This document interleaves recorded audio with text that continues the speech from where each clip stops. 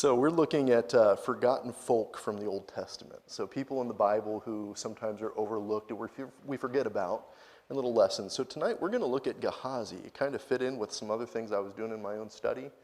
And I left a lot of trimmings on the floor in some of my sermons recently on mentoring. I've been going through a lot of material, and then I just give you kind of some highlights. And so this made sense for me to come back and kind of pick up some of those loose pieces. So if we look at the life of Gehazi, Gehazi, of course, is Elisha's servant. So this is the fellow who I referred to when I said that not all mentoring relationships work out. Well, here's a guy who, at the beginning, if we look at the setup here in chapter 4, Gehazi had all kinds of promise. He had, in his earlier descriptions, he sounded an awful lot like Elisha did early on. He was useful in ministry. Look at chapter 4, verse 12. This is Elisha's being taken care of by the Shunammite woman. She's made a little prophet's chamber for them, and she's helping provide for them. And he says, hey, what can we do for the Shunammite? What can we do for her? And why don't you go and ask her? So Gehazi had the role of kind of being the go-between between Elisha and people. He would send him with the message, and he would deliver the message, and then he would come back. So he did a lot of interacting with people. And he calls the Shunammite. He says in verse 12, and he said to Gehazi, his servant, call this Shunammite. And when he had called her, she stood before him, and he said unto him, so he's doing this conversation through Gehazi, say now unto her, behold, thou hast been careful for us with all this care. What is to be done for thee? Would you be spoken for to the king or to the captain of the host? And she answered, I dwell among my own people. She said, I've got everything I need. And he said, what then is to be done for her? And Gehazi, verse 14, Gehazi said, verily she hath no child, and her husband is old. So here he is. He had at least enough insight to see what this lady needed, even though she didn't actually ask for it. So he had some perception, and he was useful in ministry. But then look at, and we go forward in the story, and I'm just going to hit some of the highlights here that specifically show us something about Gehazi. But fast forward a little bit, verse 22, she ends up getting that son, and then the son is out going to the field with his father, with the servants, and he says, oh, my head, and they take him back to his mother, and she's got him there with his head on her lap, and she's trying to take care of her little guy, and he died. Oh boy, so that's rough. So she calls a servant and says, let's go see the prophet. And she comes, and they see her from afar off, and he says, hey, go check and say, is it okay with you? Is it okay with your husband? Is it okay with the boy? And she's like, oh yeah, everything's fine. Until she gets to, she wanted to get rid of the middleman. As soon as she got to Elisha, she falls down at his feet, and she's just, I told you not to deceive me. Why did you give me a child just to take him away? And look at Gehazi's reaction, verse 27. And when she came to the man of God, to the hill, she caught him by the feet, and Gehazi came near to thrust her away. And the man of God said, let her alone, for her soul is vexed within her, and the Lord hath hid it from me, and hath not told me. So his first impulse revealed something about his priorities. He had a higher priority of protecting his boss, the prophet, than of actually ministering to this lady. So at this point, his best resume enhancement here is his interaction with this woman, but then he revealed his heart really wasn't for her. He went to shove her out of the way when she was heartbroken. Well, so you see his priorities, but then look at provision. Two quick stories here at the end of the chapter. The poison in the pot, verses 38 through 41. We have the story about the prophets getting together, and they're getting ready to have a potluck. And when you're really, really poor, what you do is you walk around looking for things growing on the ground, and then you throw it in the pot. So they were just gathering. And so they go and they gather and they find a gourd with all kinds of little gourds growing off of this vine. They grab it and they slice it up and put it in the pot, not knowing what it was, but assuming that it was edible. Well, somebody who knew something better about it, as they're eating, goes, uh-oh, there's death in the pot. So then Elisha takes the pot and he adds a little bit of meal to it, a little bit of flour to it, and says, that'll fix it. And now that wasn't him just being really, really good with how to neutralize poisons. That was just him using miraculous power of God to remove the poison from the pot. So Gehazi's right there for that. He sees God's provision. But then you look at the next little story, verses 42 through 44. This is the story of the 20 loaves. And when you read through it, it sounds vaguely familiar. It sounds an awful lot like Jesus feeding the 4,000 or Jesus feeding the 5,000. It's the same story, just without the details. And there's more loaves. But when you read loaves here, read like dinner roll. Okay? So you got 100 prophets, and you've got 20 rolls. Now, I've got somebody at home who could eat those 20. They'd be gone, okay? That's one. You got 100. You're going to need more than 20 small little biscuits. You know, it would be like an extra large biscuit or a large dinner roll would be the size. Not as big as a real piece of bread, but not as small as a biscuit either. But something like that. So they've got 20 of them and some ears of corn that don't really have that much. So very meager meal for all these guys. And what happens is he has all the people, he says, yeah, have all the people sit down, we're gonna feed them all. Well, this isn't enough to feed 100 men. We'll have leftovers. And they did. So just like Jesus did when he broke the bread and it multiplied, Elisha does that. So here's somebody who is right there with Elisha when he's doing all this stuff. And he took the place of the disciples when he's the one who says, hey, we don't have enough food. We'll have enough and we'll have some left over. So he sees God's provision.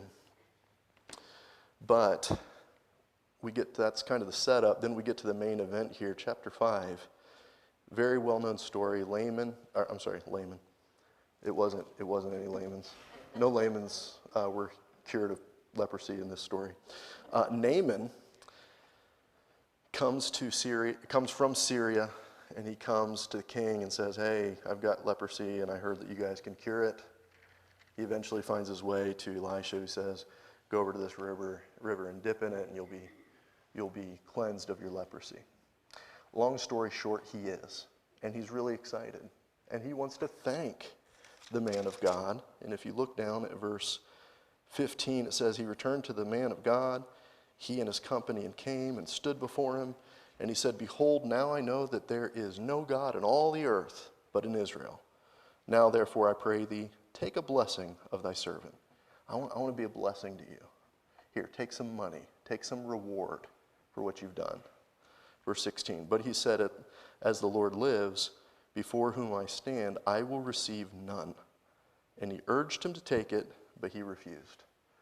All right, so what's happening here?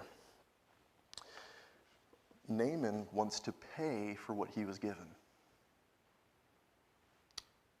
How much do you have to pay for cleansing when God cleanses you? Nothing. So it would contradict grace. It would contradict all of that if he were to take payment for it. So he says no and sends him away. And he had all kinds of wealth, and these were really, really rich. And we just saw from their latest meals that these guys are not rich. And he says, no, I won't take anything from you. Well, after they leave, Gehazi has a problem. Naaman's just left, and now Gehazi starts to talk to himself. And as he's talking to himself, he believes a lie. Read in verse 20. It says, but Gehazi, the servant of Elisha, the man of God, said, behold, my master hath spared Naaman this Syrian. What's he mean there, spared? Well, he didn't make him pay. He didn't have to pay. He owes us. I deserve something. I didn't get it. He spared Naaman the Syrian in not receiving at his hands that which he brought. But as the Lord liveth, oh boy. Now, he sounds just like Elisha, but he's saying the opposite thing. Elisha says, as the Lord lives, I won't receive anything of your hand. Here, Gehazi says, as the Lord liveth, I'm going to go get something. And that's what he says. He says, I will run after him and take somewhat of him. I'm going to get something out of this. So what happened here? Gehazi lies to himself. He had a view of the payment that was a refutation of God's grace to Naaman. But then he also had this also when he says, I'm going to go get something from him. It was a refutation of God's grace to Gehazi. He was ignoring the provision that God had given him. He was ignoring all that God was pouring out on him constantly, providing him everything he needed, but not everything he wanted. All those Syrians came in. They were all dressed up really nice. They had loads of donkeys or camels or whatever it was that they carried all their stuff on. They had all these things. They had all these servants. The servants were dressed better than Elisha. Elisha cured this man who came in looking like a king with all of his servants dressed like kings. And here's Elisha looking like a pauper. And Gehazi saw that and said, oh, I want to get some of that.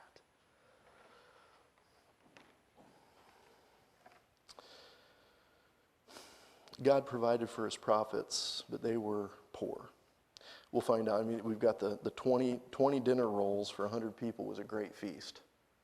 And then whatever scrapings you could find after your lawn work, throw it in the bucket. We're going to heat that up. That'll be soup. That doesn't sound so great. Later on, we're going to find when they had a work day to work on a house for the prophets, they had to borrow the axe. Right?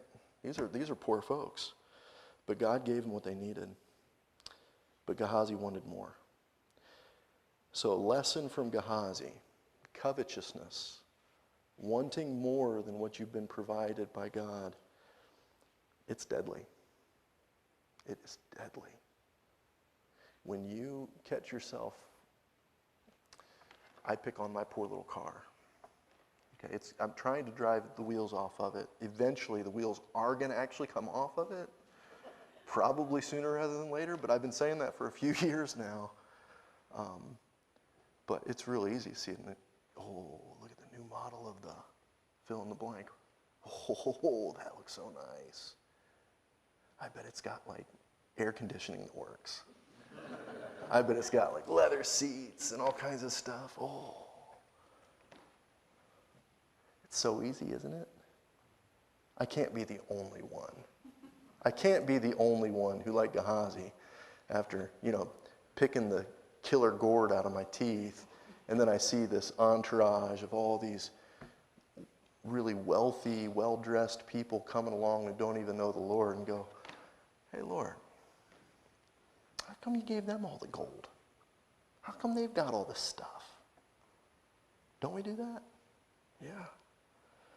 Be careful. You got to root that out. Pluck that out of your heart when you find it there, because he has given you all you need. You don't need anything else. You don't need anything else. You don't need anything else. You don't want anything else. He said, I will get somewhat from Naaman. And he does. He gets his leprosy. I just gave away the ending. I think you already knew the story. Covetousness kills. Don't be discontent even if you have meager provisions. They are the provisions God's given you. And he said, I want something, I deserve something. I will go and take something. That was the progression. It started with, I want it. Then it became, I deserve it. and then it became, I'm going to go get it. So we see that Gehazi isn't done lying. He lies to himself, and then he catches up to Naaman, and he lies to Naaman. Look at verse 22.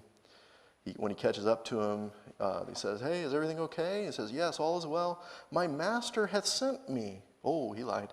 Saying, behold, even now there be come to me from Mount Ephraim 2 young men of the sons of the prophets. Give them, I pray thee, a talent of silver and 2 changes of garments. Boy, his master sure said a lot. That's a lot of detail. I bet he had to rehearse that as he was running behind the chariots. But he gave all kinds. Have you ever, we got a lot of parents in here. You ever catch your kids telling a big whopper? Or maybe a coworker? And you know this is a whopper. Like, this is, nope. My kids actually don't do that too much. But I had a roommate in college. He could tell some whoppers. And I've had coworkers who like to tell whoppers, and they're just talking, and you just go, oh yeah, oh, okay. How big was it again? Oh. And then later ask another detail. I thought it was such and such. Oh man. So he's telling a big old whopper here. I wonder how well he did at it. I wonder if Naaman had an idea this is not what Elisha wanted. Because Elisha was pretty firm, wasn't he? He's like, no, I will not. He refused. And Naaman's probably not a guy who's used to hearing no. I don't think he took it well. He probably kept after it. Elisha said, no, I'll take nothing from you. They didn't get much farther past the first couple exits when all of a sudden, hey, wait up. Oh, he changed his mind. And I need this and this and this. Oh, boy. So Gehazi asked for these talents of silver and the changes of garments. And they gave him this stuff. It was so much that he had to send 2 of his servants to carry it for Gehazi. Because how much is enough? Well, if I'm going to go all this trouble to go get a rich garment, which he's not going to be able to wear it, or he'll be found out. What's he going to do with all that silver?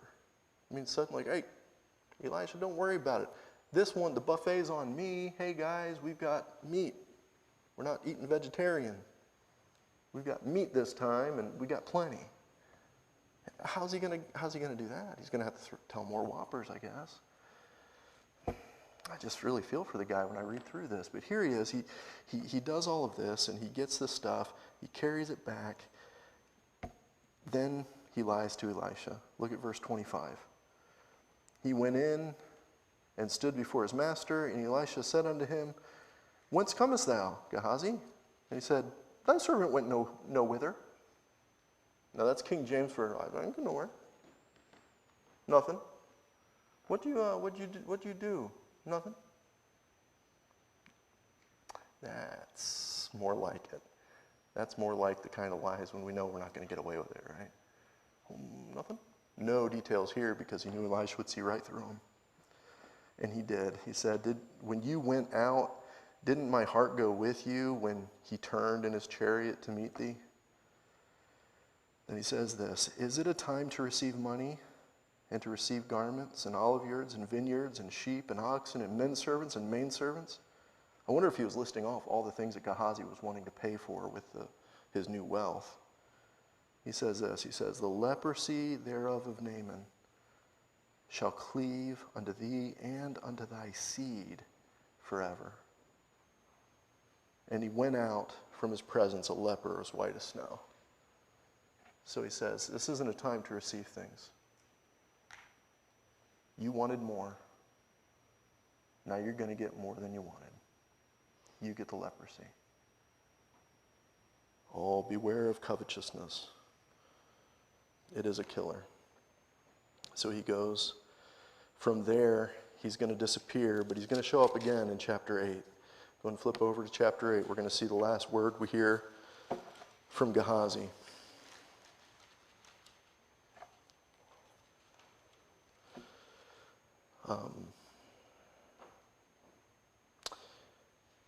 So verses 1 and 2 here, Elisha is going to tell the Shunammite woman, the same one whose son was given and then died and restored, the same one that Gehazi had been very instrumental in. He's going to tell her that there's a famine coming and she ought to move away for a short time and then come back. When she comes back, some other people have claimed her land, so she goes to the king, and she's going to the king to plead her case to get her land restored to her. Look what it says here in verse 4. And the king talked with Gehazi, the servant of the man of God, saying, Tell me, I pray thee, all the great things that Elisha hath done. And it came to pass, as he was telling the king how he had restored a dead body to life, that behold, the woman whose son he had restored to life cried to the king for her household and for her land. And Gehazi said, My lord, O king, this is the woman, and this is her son, whom Elisha restored to life. And just to kind of tie a bow on this, Gehazi is reliving the glory days now, sometime in the future. Chapters 6 and 7, we have the Assyrians, the same country that Naaman served in the army. They go to war with Israel. And there's a siege, and we see the reverse of Naaman, or of Gehazi in it, where we have a group of lepers who are camped outside the siege city, and all this happens, and then they go out and they find the camp of the Assyrians deserted, and they left all their rich stuff behind. Gold and silver and garments and food, and they come and they just feast, and they pack up everybody their stuff and they go hide it, and then they're like, oh wait, this isn't good, we shouldn't be doing this, there's people starving in the city, we need to go tell them. So they hightail it over to Samaria, they tell all the people, hey, come and see what the Lord did. And then the people come out, and it's Gehazi in reverse. Here's people who already have the leprosy recognizing covetousness isn't really it. Let's go share the wealth. And they go the other way. And then to put the end on it here, Gehazi is looking back in his life to a time when he was discontent as the good old days.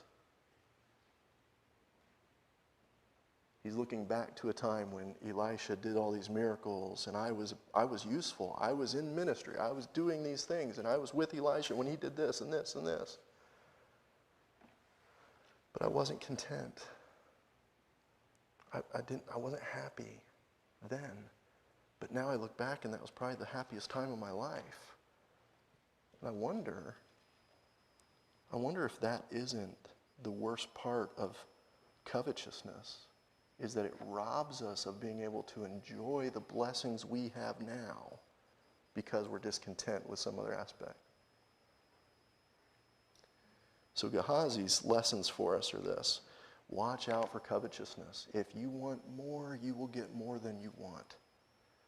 Be careful what you wish for. You might get that thing that the world has that you feel like you would really enjoy having. But with it might come a lot of other stuff you don't want. So watch your hearts, guard them, beware of covetousness. Let's pray together. Father, thank you for Gehazi. Lord, he learned some hard lessons.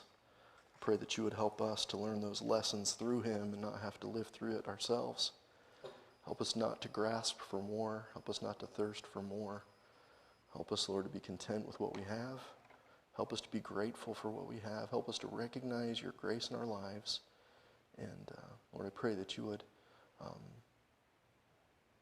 help us to not be like Gehazi and overlooking all the blessings and not really appreciating them until it's too late.